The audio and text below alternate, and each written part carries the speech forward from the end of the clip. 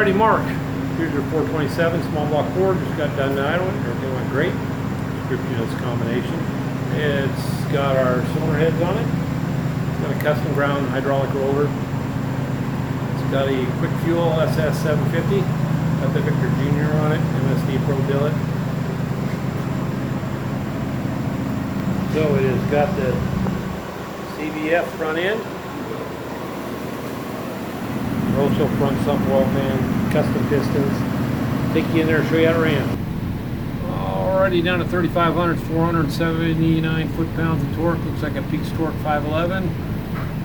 Peak horsepower 502. We rated it at 500, so front end's usually about good 15 horsepower, so it runs really good type situation. So we'll get her off here, get in a crate, come your way. Have a great day.